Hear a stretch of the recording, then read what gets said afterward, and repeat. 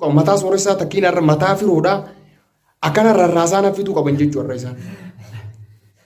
Assalamu alaikum warahmatullahi wabarakatuh. Daawwattoota furtutaa kabajamtoota keenya arraantana maal qabatee dhufte jettan wanni qabatee dhufe arraantana dhimma ibsaa fi warroota ergamtoota isaatu jechuudha. Ergamtoota isaa maal jiruun jette arraantana jechuudha deemeeti nama wajjin jechuudha. Arraantana mana sooressaa fi firoo addunyaa irraa galchuuf deemaa jira jechuudha. Viidiyoon isaa na bira jirti dhageessanii video akkana jegadis nuti video diyon tana wanni amaru dise waan biraatiin miti sababa inni sooressaan agartee miti qabee tumu jirutiin nareeffachiisee jechuudha akkamii tumamaa jee agartee dhiira waan ta'eef nama hanqina qabu fakkaata yeroo tumamaa akkasitti mucaan jechuu tumu ani sababa sanarratti gadhiisi jeen jechuudha bakka irra dabalee tafiti sanuu gadhiisi jeeni gadhiisi jechuu mucaan sababa sanarratti ammaa tana inni deemee jechuudha maal haasoo jira akkanatti sooressaa fi manaamun firoo mataa isaanii irraa mureetiin mukatti kaa'ee isin agarsiisaa maal jee haasoo jiraachuu fooleedha. Amma tan deemaniiti mana bira dhiini isin barbaadu jira ganda isaanii keessaan deemu jira jechuu jira. Nama kabachiisee duuta garuu maaliif yoo jette ani akkuma argaa jirtan na reeffachiisee jechuudha yeroo sooressaan qabee tumu beekaa dhiisee baas jeenii baasee jechuudha. Ammaan tana deebi'ee na duuba deemee haasoo jira. Haati sooressaa irraa mureetiin ol qabaachuu jira. Nuti amma sanuu osoo hin ta'in san laaftu mallaale agartee bakkuma jirtu bichaa nuyi bakka ati jirtu agartee siifi warri ati hojii deemtan ergamtoonni keessan bakka jirtu bichaa nuyi malee dhimma biraa takka ati yeroo agartee miti ganda keessa deddeemtee akka ijoollee xiqqootti nu barbaadu jirtaa jechuudha. Naaf sooressaan amma bakka biraarraa dhufne anis sooressaa dhimma kanaati osoo hin ta'in waan biraa jechuudha agartee san irra gadhiisi jeetiin itti himee gorsee dhiisee jechuudha. Amma deemtanii kaakatti asitti yoo taate sooressaa hoomee walumaan agarraa san booda immoo Ibadi pati sini dunia cuba kafe tadi tak siti uno sore sanis kana salanta gak dunia. Assalamualaikum warahmatullahi wabarakatuh. Hordof tota firo tub akam jirtani jireenyi keessa maal fakkaata akkuma gartan kana ilnooti dhimma ibsarratti haasa'u jira ibsaan kunis adabatuuti dee jira saniifuu ilmaa viidiyoo takka ta'amma maree ganda keessa dhaqeetti dhabee mana isaan jiran dhaqeetti dhabee jechuun ibsaa jechuu fi isaa jechuun waan kanneen agartanii wanni kun mul'atan. Jechuun amma isaan qoree isaan raammotan jechuudha raammotii keessa jaaniin sana akkasii isaan kana du'a itti gee fakkaatti ajalaa geebi itti isaa waa hundaafuu amma waliin gayyaanii jirra waa hundaafuu nuti hojiin isin agarsiifnaa tana cittoo ijoolleedhaati itti dhiisadha akkasii isaan raammotana mana dhayinee dhabnee maarree ni hijibanii tunguutuu hijiba isaaniiti ibsaa jechuun hijibaan gaduu uumamate duraanuu akkasii Abba fede ibsa nama bituudha miti abba fede addunyaa kana irra jirtu hunda biti nama lamaa fi sadii fuula hidhatee yaansan osoo hin ta'in itti daadhu kabiraadillee atis wajjin fuula hidhadhu kabittu sanillee fuula hidhiidheemi jechuun osoo fuula hidhatuudha miti waan fedhe hidhattanii nuti jechuun isin beekna deemsa keessan irratti isin beekna deemni isaanii maaliin beeksisanii beektaa miila kanaa tokko deeman akkatti waldaa gaafa xiqqaasan ni jiraami munyaa deemu maal jaa waan nama nyaatu san nyaateen isaa akkasiiti maal juttiin jirta.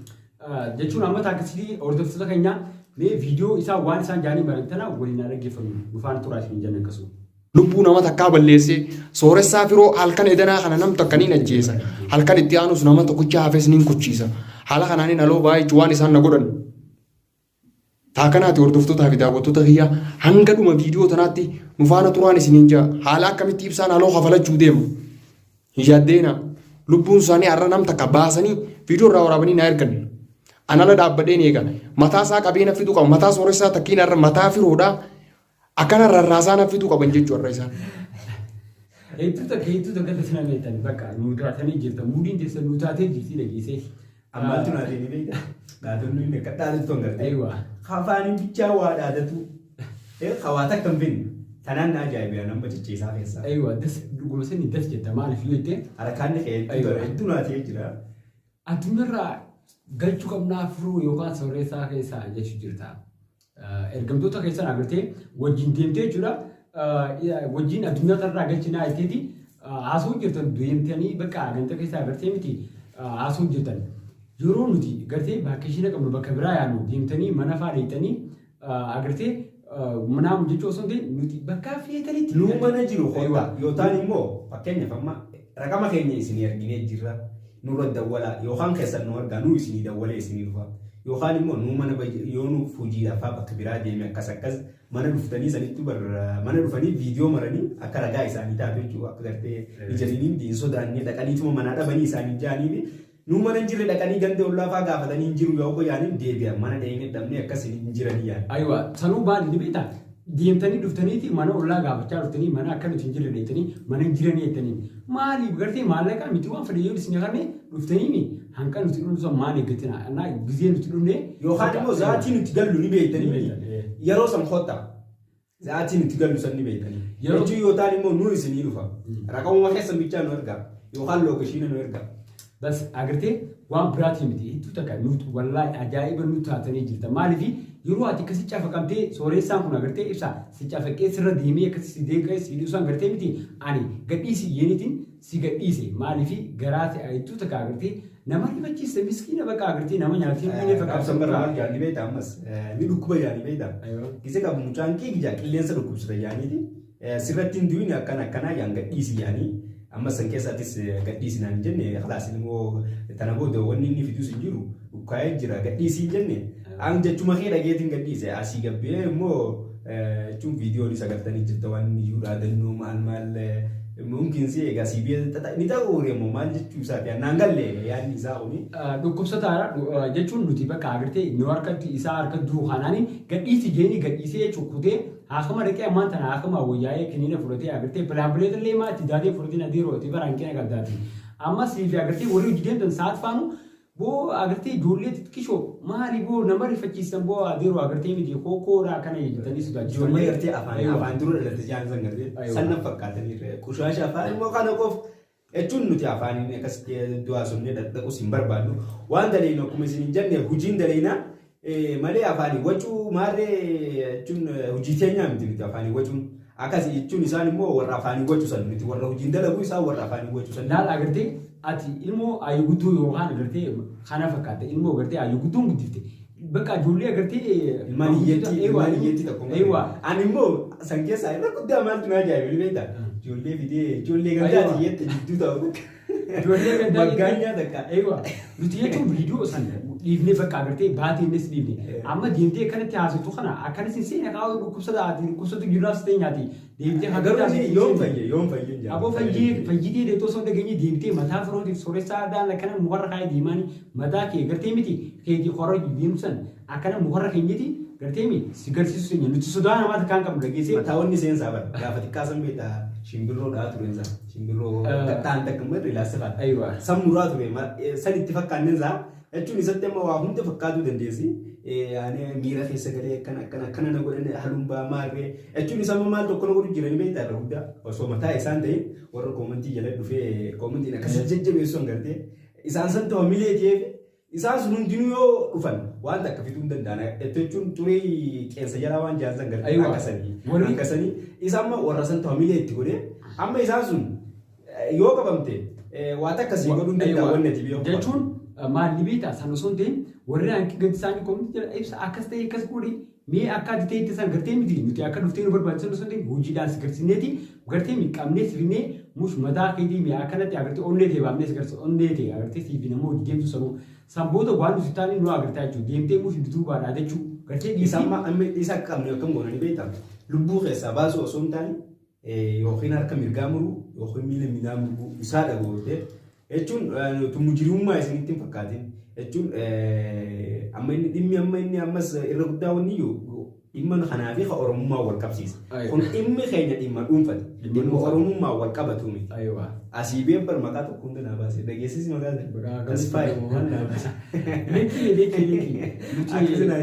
Akkasumaan jee ture kun immoo dhimmi dhimma dhuunfati akkuma isin beekuu qabdanii dhimma dhuunfati malee dhimma oromummaati kun oromummaa waliin qabatu wanni isin beekuu. Yaani namni tokko maali ni beektaa? Nus Oromoo nutis Oromoo garuutu dhimmi dhuunfaa agartee namni tokko oromummaa isaanii irra yeroo wal barbaadee jechuudha yeroo wal barbaadee namni san gartee ani dhiiraa bakka dhiiraa ana malee dhiirtiin jirtu yeroo si barbaadee jechuudha ni agarsiisa ati dhiira waan ta'eef dhiirummaa akka ta'e san agartee dhiirummaa ni qabda namuu qaba ni agarsiisa waan ati taate san agartee sani jechuu fi nuti agartee si qabee mucaan akkas godhee gadhiisi jee malee nuti Oromooti akkasii na godhee akkana yoo akkanitu waywaatu taate yeroo duraa maa'ee fi gartee ol baatee dhiiga isaanii baasaa maalmaa jettee faaf jettee akka dhiiraatti akka nama agartee namarraa hin bareedin dhimma kuni amma dirqamii fi itti seene malee dhimma isa seensisuu qabu. Waan isaa jechuun waan isaa akkana dura na godhe baatii 5 dura akkas yoo ni yaadatamta akkas na godhee ture inni sana jechuun viidiyoon hin jirtu waan lafatti ol goone saniin haluun kafalan. Inni immoo waan sa'aatiin gartee ni beekan sa'aatii hira maallaqa kannaa fi beekne hira achi saniif dhimma saayibaa walitti ta'aniif dhimma saayibarra goriyoonni itti himeetiin ture seenin jee amma immoo tana booda wanni isin beekuu qabdan tana booda yookaan nu jiraata yookaan isinuma jiraata. Waanuma lamaan tana. Aboosa nama akkana miizaanirra keessee aboo nama gartee gaafatika lubbuu isaaniitti hin baane lubbuu baafna yaanii miti yookaan numaa baaltaa yookaan isaanumaa nu baasa. Jechuun akkanas fakkaatu waan immoo lubbuu teenyaa miti nuti qeensa kanaa nurraa cabsuu hin dandeessu. Si miti gurguddaan biyya tanaatu waan nuti taane nu bara. Ati garuu biyya tanaafis jadiida. Amma dhuftee ijoollee gaafa xiqqoo mukarraa uftee agartee mataan garagalee mataan sammuu keessa garagalee fakkaatee sammuu shirjettee agartee deemtanii agartee akka dhiiraatti haasa'aa maraatummaa nama booda deemtanii haasa'ina aboo adeeru agartee dhiirummaa biqaatii yoo qabaattee ati bakka sirees alaaxuurii nu dhuftee bakka nuti jirutti yeroo nuti dalee garraa baanee gargara za'a 4 akkas mana kootu nu barbaade agartee abbaa fi nama mana cufee deeme amma hulaa dhufanii hulaa faa cufamti faa dhadhaanii deemanii irraa banuu didanii nuti jechuun guyyaa yaanii daleenaa dhimma biraa akkas waa hedduu jira dhimma biraatiifis ni ayyaana guyyaa mana hin teenye wanni ati immoo guyyaa dhuftee maarree manaan dhabeef hin jirtu bakki nuti gallus halkan za'aatii 4 sani booda yoo dhuftee nu argatu dandeessa ganamas hanga za'aatii 5 fi 6 mana jirra sayyoo inni immoo baratoora agartee namni qadaafaa manaa fi mataa mana kana agartee kana faa deema. Za'a safaa muudi. Awoo agartee jalase ariifuma akkanaa ta'e bira darbii tuftii bira dabaree agartee namni tokko wal barbaadee bakka kana naafootu maal yoo jechuudha. Alaatu bakka sanii nama eeggateeti sii dhufa malee naafootu achi eegi takka naafootu jee bakka sanii baqatee sin eegu agartee normaal achi dhaabbadhuutu ni eegi bakka feeteeti raqama keenya agartee siif ergina feetuu bakka feetiin kottu jechuudha. Siif ergina nu tokko waliin kottu ogaa dalagaa raabaa. Inni baramma kan himeeta ifirraa amantii takka hin qabu jechuudha. Namni inni abdatus nama lamaan jala deemu san gartee san abdata. Saniif hoggotaan achi naa kotta asin dhufee isin dhabe maarree yoo jira tanumarrattu si garree jira namni ati jechuun sodaataa nama akka taate. Nama jechuun amantii ifirraa hin qabna kan mooseetuma deemu tokko akkas hedduu sirra laallu garuu immoo ni qabamta. Jecha keessis nuun haasuu jechuu hedduu jecha ijoollee xixiqqooti daa'ima xixiqqaan tokko yoo dhufee amma waasiin jee maal goota bara laalchatuma maddii kofatee nuti kofateetuma bira dabaree immoo qabamnaan immoo dhiiga keetti dhugamuu taa'amma goota. Aboo ibsaa nuti akkanatti gartee sii fi sa'a daasuu fi warra hojii jemtu agartee miti akkana cirree foon keessa gartee yoo saree du'a kana foon keessa hin keenye nuti namaa miti garuu maaliif ni beektaa? Angaruu kana maali sodaatu jira ni beektaa? Sa'aatiif ibsaa osoo hin ta'in ijoollee xixiqqoo hiyyeetti isaan jala deemtu agartee. Kana immoo sababa kanaatiin miidhamnaanis itti gaafatamummaan matuma isuma ibsu. Aboo ibsaa lubbuu isaanii fadhaa dhufeeti agaree jira waan nuti taane sanii fi isin boodaa fi jechuun gaafa san bara kaameeraa duratti ol baafne xiqqoodhaa beektaa waan kaameeraa duubatti taate isaatu guddoodha sanii fi nama walitti qabee if dura ergee ifi mana taa'ee viidiyoo faa maraa waan akkasiisanis ibsaa waan nuti taanes guutuun nu arguu baatus cina tokko nu argee jira. Jechuun tana booda immoo guutummaan guutuutti itti beeksifannaa waan nuti amma booda jechuudha. Amma booda ni agarta. Karaa gabaabaa. Kana booda hojii walii yaana malee asirraa isa haasa'uun hin jirtu. Ni agartanii innis ni argaa. Maal ni beektaa kana daran jechuudha. Nuti bakka agartee siis gadhiisnee agartee normaal saniif dhaabbanni. Garuutu ammaan tana jechuudha. Ibsa agartee miti ati ergamtoota akka siifi saaduu mataan keessan ergamtoota namaa taatan ni beekna. Osuma beeknu jennee guyyaa sanii cafa qabnaan bakka agartee si tuffannee baas jeen ati garuu ergamtoota agartee ni beeka siire nama si ergas ni beeka jechuudha. Deebitee ammaan tana akkana keessatti namni maallaqa seeranii akka jirusan gartee siif saaduu isin haa baasu amboota normaal waliif gatteenyaa isin agarsiisan waan nuti taane jechuudha. Maaliif garuu si rifannee si gadhiifne malee mush waan biraatii miti agartee nama dhibbata akkana fidii gootu walii gatteenye si sa'aatii bakka isin jirtanitti isin barbaanne jechuudha. Mana keessanitti illee isin dhufna dhageessee sanii achi khalaas. Kilmaa biraata kanaasanii bakka nu barbaadetti nu kottu jechuudha. Taakasiiti hanga viidiyoo biraatiin walitti deebinu nagayaan turaa isin hin jenna. Dhimmi sa'aatii fi ibsaa amma booda waliin laallatu akkana. Fagal.